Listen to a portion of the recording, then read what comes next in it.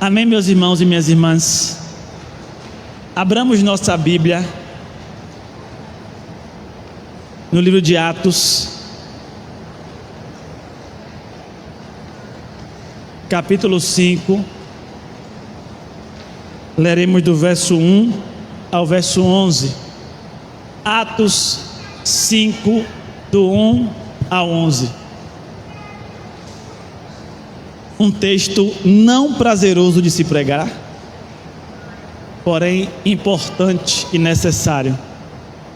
Atos capítulo 5, verso 1 a 11. Entretanto, certo homem chamado Ananias, com sua mulher Safira, vendeu uma propriedade, mas reteve uma parte do dinheiro.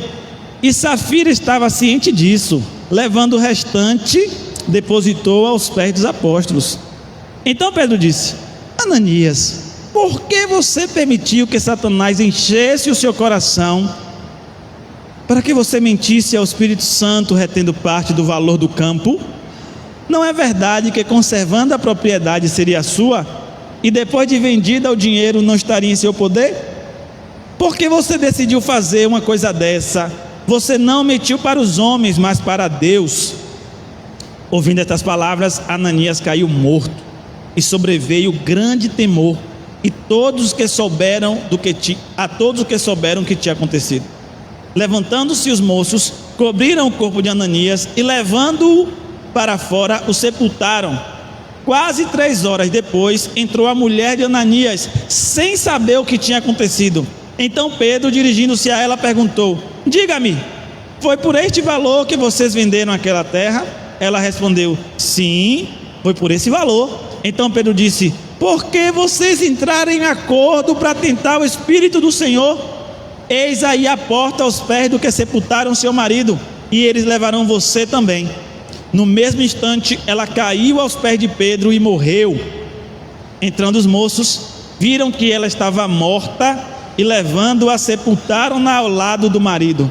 E sobreveio grande temor a toda a igreja e todos aqueles que ouviram falar destes acontecimentos. Senhor, esta é a tua palavra, um texto, Pai amado, de difícil aceitação, mas nos ajuda para que o nosso coração também nesta noite possa se encher de temor, para que nos relacionemos com o Senhor em um espírito de santidade, em nome de Jesus, amém. Amém, meus irmãos? Podem assentar. Perdoe. Todo mundo já conhecia esse texto? Alguém aqui não conhecia esse texto? Amém. Então vamos partir da linha de que a gente já conhece esse texto. Irmãos, a gente vai ter que fazer uma breve recapitulação para entender. Márcio, tem como diminuir um pouco aqui? Por favor. Obrigado. A gente tem que fazer uma breve recapitulação para a gente entender o que é que está acontecendo agora no capítulo 5. 2 coisas são muito importantes para a gente entender o capítulo 5. Primeiro é que Lucas está dizendo que a igreja ela não é perfeita. A igreja ela não é perfeita, vai acontecer, isso vai estar registrado ao longo do Novo Testamento, vai ter promessas para o nosso tempo, de que a igreja ia cada vez mais entrar pessoas mal intencionadas no meio dela. Mas 2 coisas é interessante aqui para a gente perceber antes da leitura, é que no capítulo 4, a igreja acabou de ver que Deus deu uma vitória no inimigo externo. E qual era o inimigo externo? Naquele tempo, os líderes judeus. Os líderes judeus tentaram calar a igreja, mas aí a igreja só cresceu na tentativa de calar. Então, Deus deu a vitória no inimigo externo. E aí Lucas agora vai colocar um inimigo interno. Vai fazer agora uma contraposição com como é que Deus resolve a situação quando é dentro da igreja. E também, de maneira mais pontual, essa história está totalmente ligada à história de Barnabé. E diz assim, lá no versículo 36 do capítulo 4. Então José, a quem os apóstolos chamavam de Barnabé, que quer dizer filho da consolação, um levita natural de Chipre, vendeu um campo que possuía, trouxe o dinheiro e depositou aos pés dos apóstolos. Então, o que é que fica aparecendo, né? que Barnabé recebeu ali uma grande aplauso, talvez não aplauso, mas um louvor para aquela ação. Então Barnabé é uma pessoa que fez algo bom, a igreja aprovou aquilo. Vamos pensar um pouco em Barnabé. Antes da gente entrar aqui no texto, eu preciso fazer essa contextualização para que fique claro por que o temor daquele tempo precisa estar em nós ainda hoje. Barnabé, ele é levita, e se você for estudar, os levitas, eles não têm direito à terra.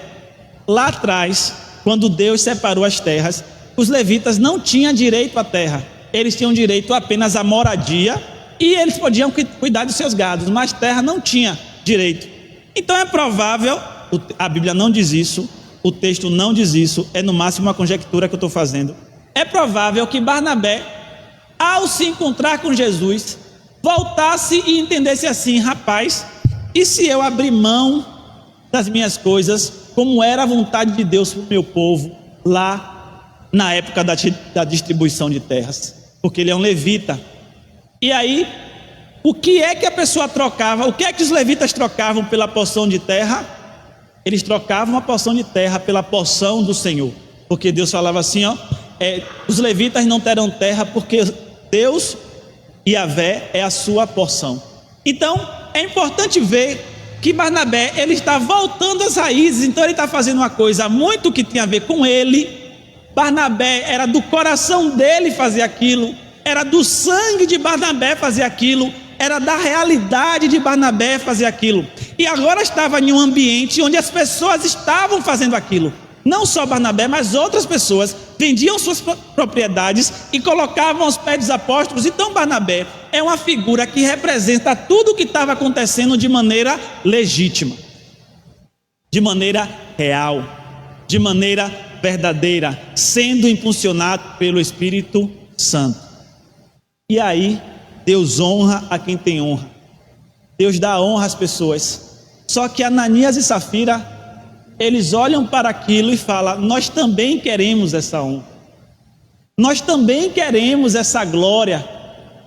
Só que eles poderiam receber essa glória, eles poderiam estar no meio das pessoas que abriram mão da sua porção para que a sua porção fosse o Senhor.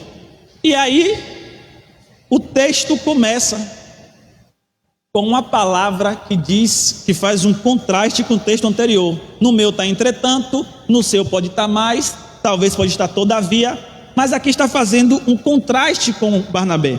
Entretanto, depois que Barnabé fez isso, entretanto, certo homem chamado Ananias, com sua mulher Safira, vendeu uma propriedade, mas reteve uma parte do dinheiro.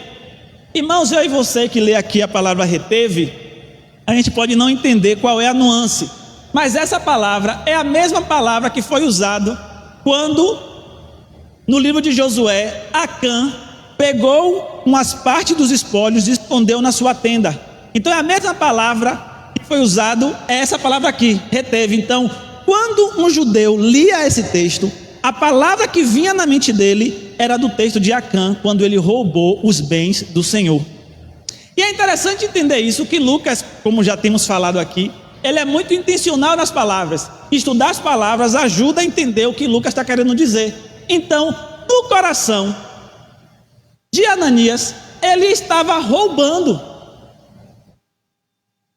Vocês vão ver que Pedro vai repreender Ananias, mas no coração de Ananias ele estava roubando. E por que é importante entender isso? Porque isso aqui não foi um deslize de Ananias. Ananias, ele não fez sem querer isso aqui. Não foi assim, eu vou dar isso aqui e falo que vendi por isso. Não, ele entendia que aquela propriedade era do Senhor quando ele deu. E quando vendeu, ele falou: Senhor, mas essa parte aqui é para mim. É muito quando a gente faz propósitos com Deus. Deus, se o Senhor resolver essa situação aí, quando sair o valor, 30% é seu. Aí sai o valor foi alto, aí você fala: mas 30%? Toda vez os pastores lá falam que o Senhor não precisa de dinheiro, então vou dar só 20. Aí quando chega aqui, 20, Senhor, rapaz, a igreja está tão bonita, nem está fazendo reforma, vou dar só 15. Aí quando vê que comprou uma coisa na igreja que você discorda, eu até daria 15, mas agora para gastar meu dinheiro assim, vou dar 5%. Aí quando chega no gasofilácio, coloca R$2 e disse, aí é a tua parte, Senhor. Isso é muito real. Isso para não falar do nosso dízimo. Porque nós, como igreja do Novo Testamento, entendemos que o dízimo não é mais a lei obrigatória que você tem que pegar e dar, mas sim a voluntariedade. Mas o fato de você não ser nem dizimista, eu não estou nem falando de oferta, falando de dízimo, nem dizimista, mostra que esse sentimento de retenção ainda existe no nosso coração. Então, talvez a gente perdeu esse temor que é necessário para a vida cristã. Nós temos falado aqui por muitos domingos, por muitas semanas, que Deus nos chamou para compartilharmos, para ser generoso, para estarmos sempre pensando uns nos outros. E sempre o nosso temor válido é do preguiçoso. É um temor válido, porque se eu ajudar todo mundo, o preguiçoso vai falar, oxe, se eu ficar ali, meu amigo, eu como e durmo tranquilamente que aquela igreja vai me ajudar. É um temor válido. Mas por quê? Porque aquele preguiçoso não tem este temor necessário. E para que a igreja ande na bondade, é necessário um temor que Ananias passou por cima. Fala o texto que Ananias e Safira, ciente disso, levou o restante e depositou aos pés dos apóstolos. Irmãos, a palavra restante para você pode não soar tão forte, mas imagine que eu lesse assim, ó. Então, Ananias e Safira, ciente disso, levou o resto e depositou aos pés dos apóstolos. Esse é o Deus de Ananias. E muitas vezes esse é o meu e o seu Deus. O Deus que é tão bom e tão amoroso que aceita qualquer coisa que a gente dá. Ah, você acha que Deus está ligando para valor, Galdino? O que importa é que eu doei. Ah, Galdino, você acha que Deus está importando com o tempo que eu passo em oração? O que importa é que eu ajoelhei. Ah, Galdino, você acha que Deus está se importando com a maneira que eu falo? O que importa é que eu falei. E aí a gente fica se relacionando com Deus de restos. Com Deus que eu dou só um pouquinho e tá bom. Porque cansa servir a Deus. Porque dói servir a Deus. E aí eu e você nos relacionamos com Deus de maneira mesquinha, dando apenas o resto. E aí eu e você é convidado, como a Cidinha trouxe aqui, a ter um momento devocional, um momento de entrega a Deus. E aí você fala, ó Senhor, hoje eu não consigo orar que eu estou cansado. Ó, tem uma semana que eu não leio a Bíblia, mas Deus me entende. Ah, eu não consigo jejuar, porque se eu jejuar eu fico com fome. E aí a gente se relaciona com Deus de restos. A gente vai dando só um pouquinho, e esse pouquinho ele aceita, e esse pouquinho é o que a gente tem para dar a ele. É o mesmo sentimento de Ananias e Safira. Então Pedro disse, Ananias, por que você permitiu que Satanás enchesse o seu coração, para que você mentisse ao Espírito Santo, retendo parte do valor do campo? Quem está falando isso aqui é Pedro, o que olhou para Jesus e falou, não, você não vai morrer na cruz. E o que é que Jesus disse para Pedro? Para trás de mim, Satanás. Então Pedro é uma pessoa experimentada em tentar ser usado por Satanás. Pedro, ele sabe como é a sutileza de Satanás para o enganar. Então quando Pedro fala para Ananias, não é como uma pessoa qualquer que não sabe o que está acontecendo. Pedro sabe o que está acontecendo. E Pedro entende que o Espírito Santo agora tem o poder de ficar do seu lado falando, não escute Satanás. Satanás quer que você peque. Satanás quer que você faça o errado. E quando você faz, você se torna culpado. Porque o Espírito Santo estava lá dizendo, não Ananias, entregue o valor todo. Oh Ananias, eu não te dei esse primeiro campo, se você quiser eu te dou outro, mas entregue o valor todo. E Ananias reteu parte do valor. Lembrando que Mateus falou muito bem, que esse texto não está defendendo o comunismo. Esse texto não está defendendo a visão esquerda incorreta de redistribuição de bens. Não está defendendo isso. Por que a gente precisa falar isso? Porque o bem era de Ananias, se ele não quisesse dar, ele não dava. Mas quando ele falou que era de Deus, pronto, era para dar. O problema de Ananias é que ele cedeu a propriedade para Deus, e quando viu o valor, ele reteve parte para ele. Então Satanás chega no ouvido de Ananias e fala assim: precisa dar tudo? Será mesmo que precisa dar tudo? Você acha que o pessoal lá não já tem um monte de preguiçoso lá com a distribuição de bens, não? Rapaz, dá só uma parte, rapaz. Para que dar tudo? O apóstolo não vai nem saber. Você acha que o apóstolo vai ligar? O apóstolo vai ficar até feliz que ao invés de você dar os 5 mil, você deu os 2.500. Ele vai ficar feliz com o pouco que você deu. E aí Satanás fez o quê? Encheu o coração de Ananias. Ananias, convencido da lábia de Satanás, reteve uma parte. E aí Pedro explica para Ananias: Ananias, não é verdade que se você não tivesse vendido, a propriedade não era sua? E outra, se depois de vendido o dinheiro não era seu, por que você decidiu fazer uma coisa dessa? Você não mentiu para os homens, mas mentiu para Deus. Irmãos, a gente esqueceu disso. A gente esqueceu disso porque alguns homens usurparam a figura de liderança.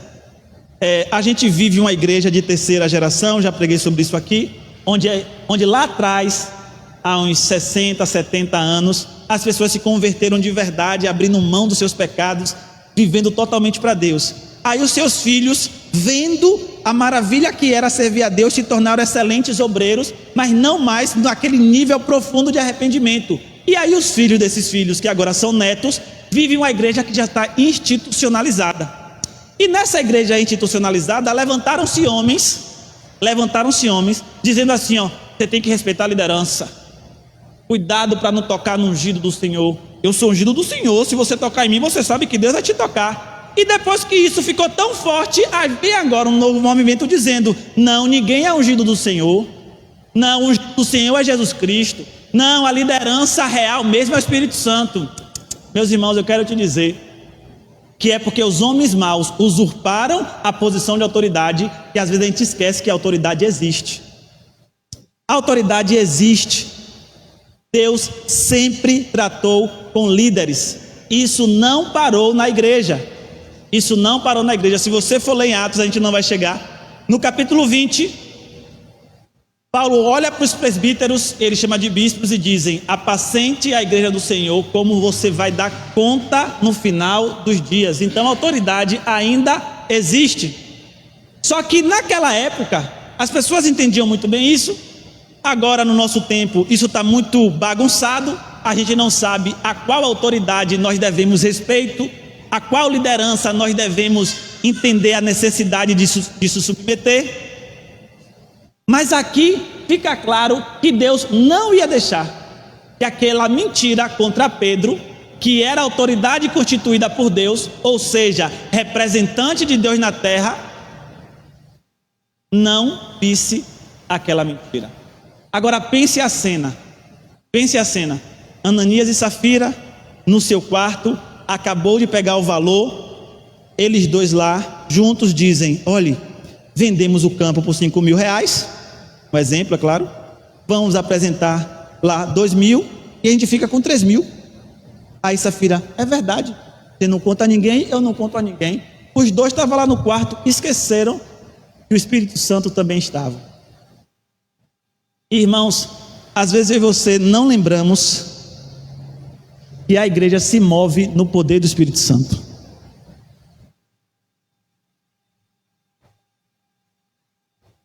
Vou beber água porque os irmãos estão mais prestando atenção no bebê do que em mim. Às vezes nós esquecemos que o Espírito Santo, que a igreja se move no poder do Espírito Santo. E Ananias se esqueceu disso.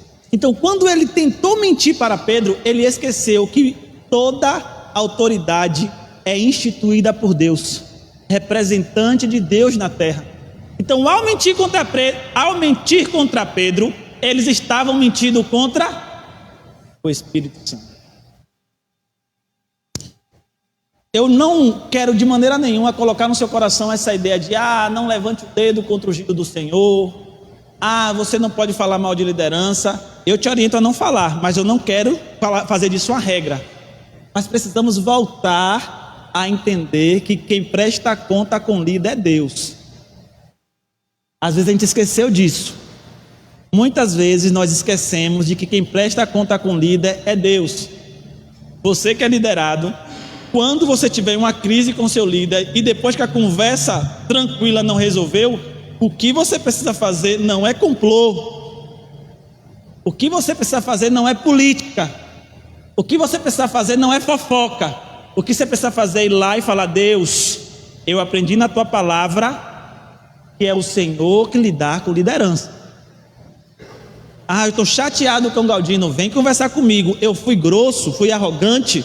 Não faz complô, não faz política.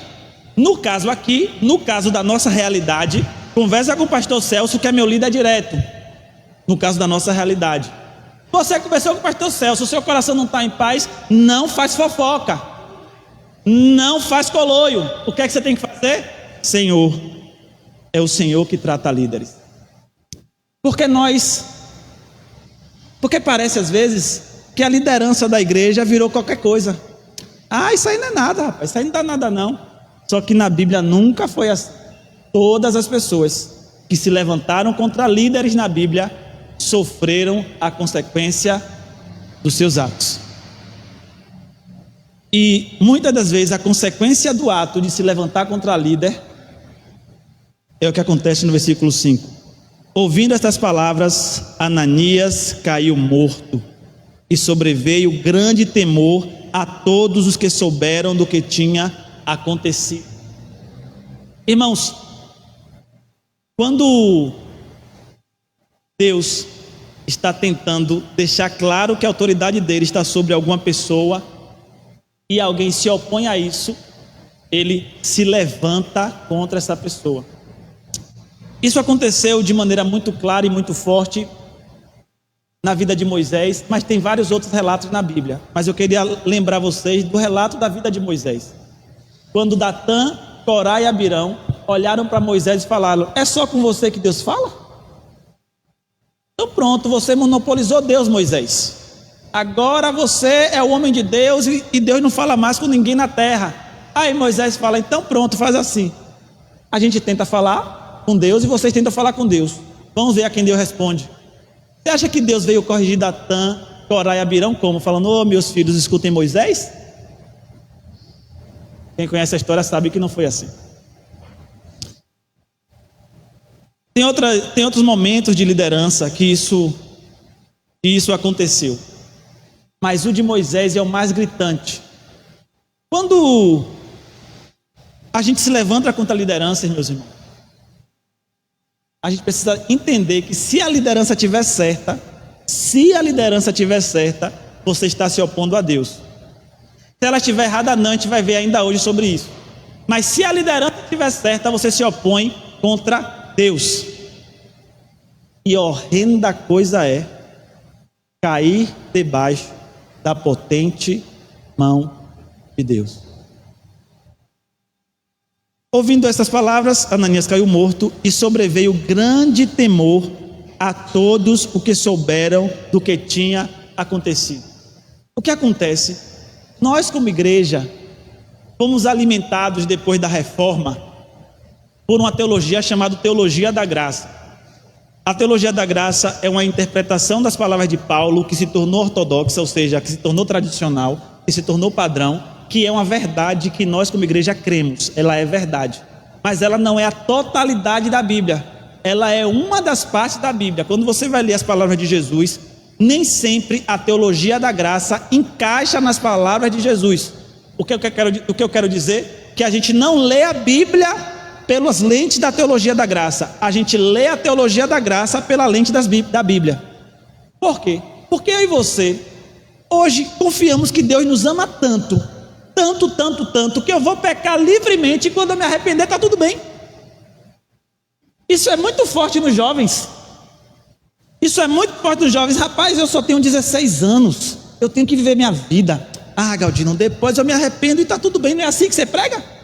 A teologia da graça não é esse, que não importa o pecado, Deus vai te perdoar? E aí o jovem, isso é muito mais comum no jovem, vai lá e faz o que quer, se esbalda, se lança na vida. Meu Deus, que coisa boa, chega baba de tanto pecado. Por quê? Porque ele sabe que Deus vai perdoar. E eu não estou dizendo que não vai perdoar. Mas uma hora a consequência vem. E sabe como é que se resolve isso? Com temor. É com temor que se resolve isso. E às vezes a gente esqueceu de que a gente adora a um terrível Deus. Um grande e amoroso, porém terrível Deus. Não pensem vocês que a gente adora um Deus diferente do Antigo Testamento, porque senão Deus tinha mudado. É o mesmo Deus do Antigo Testamento. Sabe o Deus que matou 42 crianças só porque chamou um profeta de careca? É esse Deus que a gente adora. Sabe qual é? Sabe o Deus que fez com que tivesse uma fome tão grande que as mães tiveram que comer seus filhos para não morrerem? É esse Deus que a gente adora. Então a gente tem que lembrar que o nosso Deus é um grandioso e amoroso Deus, mas não podemos esquecer que Ele é o grande e terrível Deus. Porque se um dia Deus abrir mão de 1 milímetro da sua misericórdia, ai de nós, porque a misericórdia de Deus é a causa de nós não sermos consumidos. Então às vezes eu e vocês nos esquecemos que o nosso Deus é um terrível Deus, e esse temor desse terrível Deus precisa estar na nossa mente para não pecarmos, mas a graça dele é para quando pecarmos. Só que a gente inverteu isso, e a gente fica achando que a graça dele é para podermos pecar. Agora, se eu e você, conhecendo o Deus que conhecemos, tivermos medo dele, a nossa vida será muito mais regrada. Quando Moisés vai se encontrar com Deus no monte, está tendo fumaça, está tendo trovão, está tendo barulho, e todos, exceto Moisés, diz: olha Moisés, você sobe, mas nós não queremos subir, porque esse Deus que nos é apresentado é um Deus terrível. Longe de mim querer que você perca a visão do nosso Deus amoroso, do nosso Deus gracioso, do nosso Deus misericordioso. Mas o que eu quero nesta noite, te convido, é que você lembre-se que foi no Novo Testamento que Ananias morreu por ter pecado. Não foi no Antigo Testamento, foi no Novo Testamento. Então às vezes você está pensando que a sua vida de pecado, o que você está fazendo errado, não tem consequência nenhuma, porque Deus me ama. Você acha que Deus vai me punir só porque eu fiz isso? Você acha que Deus vai pesar a mão dele só porque eu fiz isso? É apenas uma mentirinha, pensou Ananias. Não, é uma mentira, um roubo, um sacrilégio. No versículo 6, levantando-se os moços, cobriram o corpo de Ananias e levando-o para fora, sepultaram. Quase 3 horas depois, entrou a mulher de Ananias, sem saber o que tinha acontecido. Agora veja, a igreja está lá reunida, Ananias vem, entrega o valor, e aí a esposa está lá em casa esperando. Pronto, glória a Deus. Nossa família provavelmente agora tem um destaque entre os apóstolos, porque nós também vendemos um campo, entregamos o valor a ele, e passa a primeira hora, passa a segunda hora, passa a terceira hora, Ananias não chega, a Safira vai lá, vê o que é, entra no recinto. Pedro pergunta: foi por este valor que vocês venderam aquela terra? Irmãos, olha que pergunta maravilhosa. O que é que Pedro está dizendo? Oh minha filha, cuidado com a sua resposta.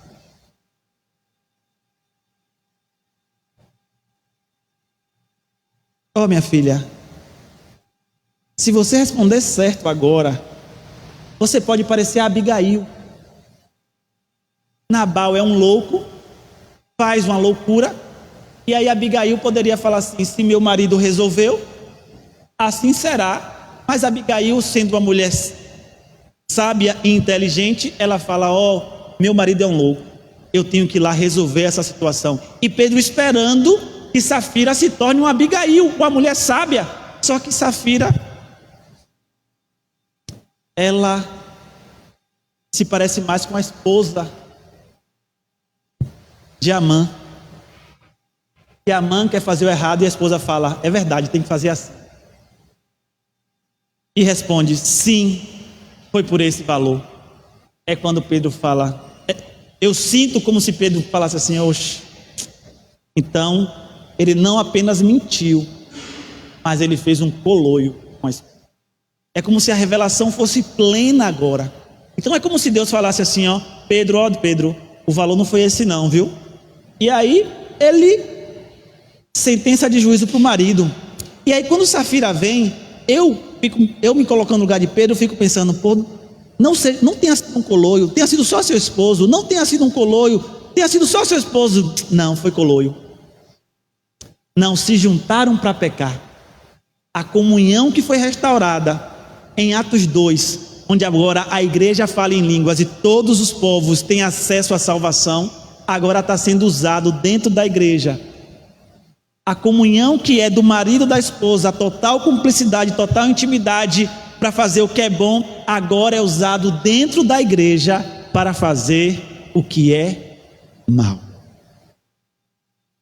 Quantas vezes eu e você temos acesso à maldade pelo nosso irmão aqui da nossa igreja?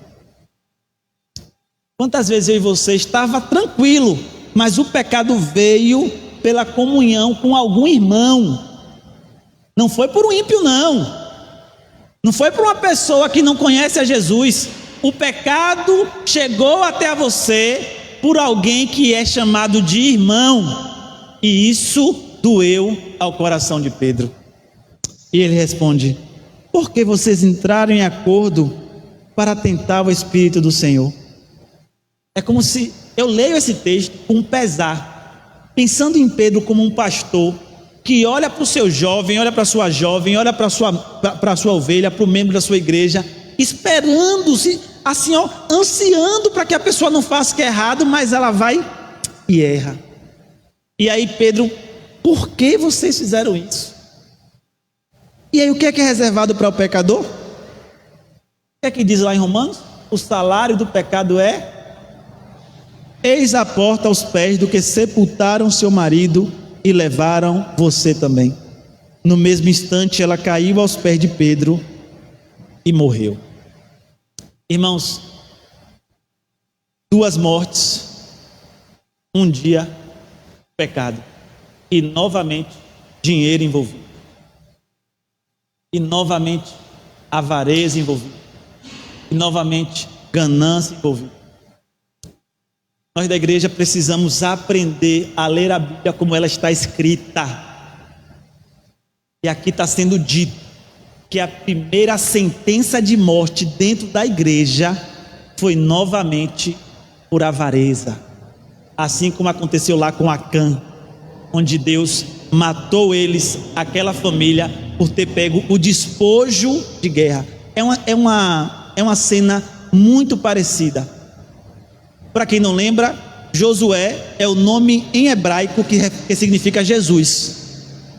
Em hebraico, Jesus se diz Josué. É como Pedro em inglês chama Peter, João em inglês chama John, Jesus em hebraico chama Josué. O que está acontecendo no livro de Josué é como se Jesus estivesse pegando o povo que passou pela tentação do deserto e entrando na terra prometida. Jesus pega o povo que passou pela tentação do deserto e vai para a terra prometida. Na entrada da terra prometida, a execução do povo é por avareza. Quando você vai ler lá a última carta do Apocalipse, no livro de Apocalipse, está Laodiceia. E Laodiceia é uma igreja que ela se achava rica. Irmãos, de novo o assunto vem a nós. Cuidado aonde está o seu coração. Cuidado com o que move o seu coração. Por favor, queiram que o que mova o seu coração seja o Espírito de Deus, seja a obra do Senhor, seja a salvação de almas, seja a missão de Jesus, seja a palavra encarnada. Não esta terra que aqui está e passará. Meus irmãos e minhas irmãs, tudo o que o seu olho vê nesta terra passará. Esse ouro que brilha passará. Essa correria que a gente tem para acumular passará, mas a obra de Deus, a palavra de Deus permanecerá para sempre. Quando esse temor caiu sobre a igreja, aquele povo, ele começou a entender que igreja é lugar de salvação, mas o terrível Deus Yahvé continua sendo o mesmo. Lembre-se que foi Yahvé que levou o povo para o exílio. E sabe o que é ser levado para o exílio? Ser levado para o exílio é você ter que comer com a pessoa, com a imagem lá, ó, a imagem de Baal. O seu chefe agora, o seu líder, tem uma imagem de Baal e você é escravo de um homem que tem a imagem de Baal. E sabe quem foi que fez isso? Foi Deus. O que é que eu quero dizer, meus irmãos? É que quando Deus ele quer ser terrível, ele sabe ser terrível. Quando Deus ele quer pesar a mão, ele sabe pesar a mão. Quando Deus ele quer falar assim, ó, até aqui a minha misericórdia para, ai do homem. E às vezes a gente esqueceu disso. Porque nos foi pregado de maneira correta e verdadeira que Deus é um Deus misericordioso, que a graça de Deus é amor, que o amor de Deus é infinito, de maneira correta e verdadeira. Mas às vezes não nos foi pregado, mas horrenda coisa é cair na mão do Deus vivo. Ainda sobre a mentira de Ananias, eu queria fazer só uma exortação breve aqui. Irmãos, quem é o pai da mentira? Satanás. A Bíblia não diz que Satanás é pai de mais nada a não ser da mentira.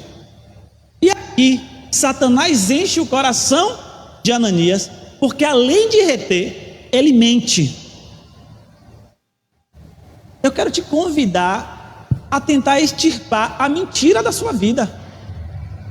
E se você é um daqueles cristãos que fala assim, é brincadeirinha, eu quero mudar um pouco o termo para você entender o que está acontecendo. Quando você mente e no final fala brincadeirinha, o que você está dizendo é, eu gosto de me parecer como filho de Satanás. Eu estou fazendo essa piadinha aqui, porque de vez em quando é legal parecer com filho de Satanás. Quando eu minto de brincadeira, o que eu estou dizendo é que não parece engraçado quando eu me pareço com filho de Satanás? Porque a gente está fazendo brincadeirinha com a mentira. Só que o nosso Deus é o Deus da verdade. O Espírito Santo é o Espírito da verdade. Jesus é o caminho e a verdade. Então toda vez que você faz brincadeirinha com mentira, isso serve para mim também, muito para mim. O que a gente está brincando é, eu vou colocar aqui uma máscara de Satanás e vou fazer uma piadinha. Porque o pai da mentira é Satanás. E se você ainda, meus irmãos, tem lutado contra a mentira, cuidado. Se você ainda dá vazão à mentira, cuidado. Porque você se assemelha ao diabo. No mesmo instante, ela caiu aos pés de Pedro e morreu. Aqui tem uma outra ironia de Lucas. Onde é que era depositado o valor para a distribuição? Aos pés dos apóstolos. Então, o que é que parece estar acontecendo? Que Safira é morta sobre o valor que eles mesmos deram. Pense comigo a cena. Chega Ananias, está Pedro como líder do colégio apostólico. Ananias coloca o valor nos pés de Pedro. O Espírito vem a Pedro e fala, esse dinheiro aí está faltando. Aí Ananias fala, morre, é levado, e o dinheiro está lá. Aí chega Safira e pergunta, foi por esse valor que vocês venderam o campo? 30 moedas de prata. Sim, foi esse mesmo. Foi. Aí o que é que acontece? Safira cai aonde? aos pés de Pedro. E aí, meus irmãos, volta uma máxima que vocês escutam várias vezes aqui no púlpito: Deus não precisa de dinheiro.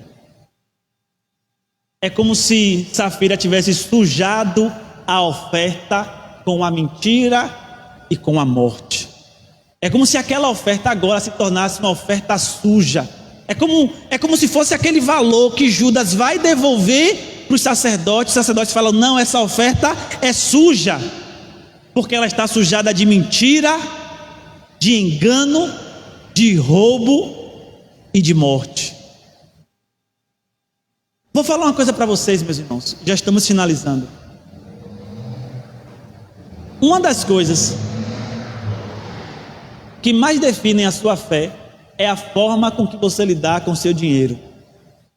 Uma das maneiras que mais define a sua fé é a forma que você lidar com o seu dinheiro. Por quê? Porque o dinheiro, ele tem essa tentação de pedir para que você pare de confiar em Deus para confiar nele, no dinheiro. E aí muitas vezes, não sei se já aconteceu com você, você fala assim: pô, eu tento ser dizimista, mas eu não consigo, porque o dinheiro não sobra, o dinheiro não deixa. Pausa aqui, antes que eu termine, pausa. Meus irmãos, se você vai ser dizimista, seja por voluntariedade, não seja depois dessa pregação, não. Não seja com medo, não. Ai, meu Deus, eu tenho que dizimar porque senão eu vou morrer. Não, não é isso que eu estou dizendo, pelo amor de Deus. Quando você não é ainda e você quer se tornar dizimista, seja por amor, voluntariedade, porque Deus ama quem dá com alegria. Ponto. Agora eu quero falar sobre esse coração avarento. Aí você olha para o valor e vê que se você tirar o dízimo, o aluguel não fecha. Se eu pagar o dízimo, eu não consigo pagar a luz. Se eu tirar o dízimo, eu não consigo pagar a água. E aí, sabe o que acontece? O dinheiro está dizendo: não, Deus não precisa tanto, fica aqui comigo. O dinheiro está falando: não, aqui ó, eu e você, rapaz, para quê? Fica aqui ó, pertinho de mim. Irmãos, vou repetir quantas vezes for necessário: Deus não precisa de dinheiro. O ouro e a prata que há na terra é de Deus. Se Deus quiser, em menos de 3 segundos, Ele resolve todos os problemas de fome no mundo. Então Ele não precisa de dinheiro, mas Ele está sondando o seu coração. E o texto acaba dizendo: e sobreveio grande temor a toda a igreja e a todos aqueles que ouviram falar destes acontecimentos. Olha o que acontece agora. Não só mais as pessoas que estavam ali naquele quartinho descobrem que Deus é um Deus que ainda mata. Deus é um Deus que ainda continua terrível. Deus é um Deus que ainda odeia o pecado. E aí esse povo que não é chamado de igreja, porque aqui está dizendo que aquele que veio o temor na igreja e aqueles que ouviram, então os ímpios também ouviram. O que é que eles entendem? Rapaz, esse Deus aí não é Deus de brincadeira. Lembra uma cena que aconteceu lá no livro de 1 Reis, onde estava no Monte Carmelo um profeta e 900 outros profetas, que entra o profeta de Astarote, 400 de Baal e um profeta aqui de Deus. Depois que Deus fez o milagre operado pelo profeta Elias, o que aconteceu com os outros 900 profetas? Foram todos assassinados, todos mortos. Irmãos, se você me perguntar: Galdino, você está pregando para a gente ter um terror? Eu vou ler para vocês: e sobreveio um grande temor. O problema da gente é que às vezes a gente esquece que tem que temer o nosso Deus, e esse relacionamento de temor e amor é o mesmo que a gente teve com o nosso pai. Vocês mais velhos, que já passou dos 50 aí, quando a marca daquela paternidade anterior era que você amava seu pai, mas você não sabia se você amava, se respeitava ou se tinha medo. A verdade é essa. Eu não sei se eu tinha medo do meu pai, se eu respeitava ou se eu amava, porque se eu falasse alto eu apanhava, se eu ficasse calado eu apanhava, se eu entrasse no quarto eu apanhava, se eu saísse do quarto eu apanhava. E esse medo que seu pai colocou é o mesmo medo que você tinha que ter de Deus. A diferença é que o seu pai não soube te amar. Então, Deus, Ele quer que esse medo que o seu pai te colocou exista no seu coração, para que você não peque, para que você não faça o que é errado, mas que você também reconheça que Ele é o Pai amoroso, que deu o seu Filho de maneira total e plena, para que esses pecados que é terrível ter acontecido, será perdoado em Jesus Cristo. Meus irmãos, esse terror é necessário para que quando a gente veja a tentação, você fale: existe um Deus lá em cima que está me vendo, então eu vou virar os meus olhos. Existe um Deus lá em cima que está me vendo, então eu não vou pegar nisso aqui. Existe um Deus que está lá em cima me vendo, então eu não vou assinar esse contrato. Então é melhor eu abrir mão disso, porque o meu Deus é um Deus terrível. E aí a nossa igreja, quando entende isso, pecado se torna deslizes. Quando você está com medo de Deus, pecado se torna deslize. E quando o deslize acontecer, filhinhos, não pequeis. Mas se vocês pecarem, lembrem-se, vocês têm um advogado justo e fiel. Precisamos aprender a andar nessas duas linhas. Uma linha está dizendo: tema o Deus terrível, que não tem prazer em matar, mas quando é necessário, mata. Mas lembre-se que este Deus terrível matou o Filho, para que quando você pecar, você tenha acesso a perdão. Então você anda entre o temor e o amor. E aí você pode, só para finalizar com essa retórica, dizer: mas o amor lança fora o medo. Exatamente. Por isso que você precisa se relacionar com o amor para não pecar. Mas quando esse amor estiver fraco, continue no terror. Porque às vezes você não ama tanto a Deus. Quando você amar muito a Deus, o terror vai embora, e vai mesmo. Porque você não vai pecar porque você ama Ele. Não, porque eu vou fazer isso se eu amo a Deus? Não tem porquê. Mas tem dias que você vai querer pecar. E no dia que você quiser pecar, e você esquecer que você ama, fique com terror. Fique com medo. Porque isso vai te livrar de, porventura, cair debaixo da potente e horrenda mão de Deus. Fiquemos de pé.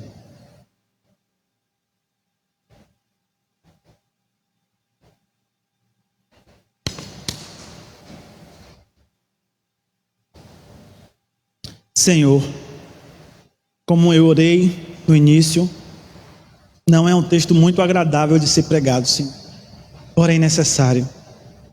Pai amado, às vezes estamos numa igreja onde o pecado se tornou normal.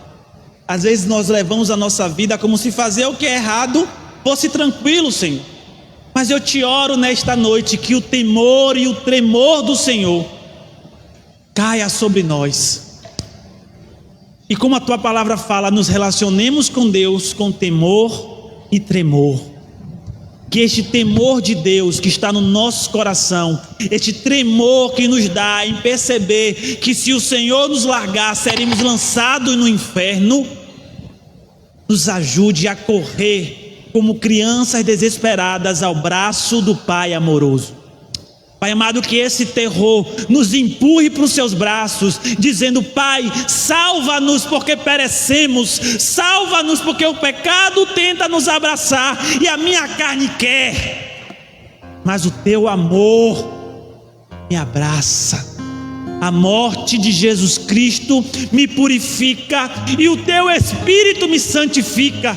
Senhor, eu te peço para homens e mulheres que se relacionam de maneira verdadeira, de maneira real, de maneira intensa com o Senhor, a ponto de que o pecado é enojado, é nojento, e tudo o que nós queremos é ter um relacionamento contigo de amor profundo. Nos ajuda, Pai amado, a nos aprofundar nesse amor, porque o amor lança fora o medo. Amém.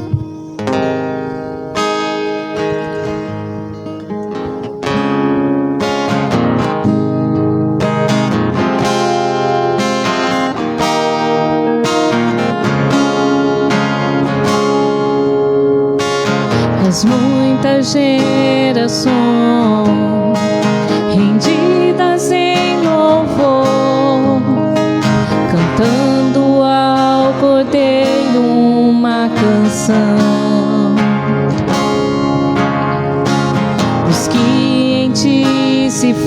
adoramos.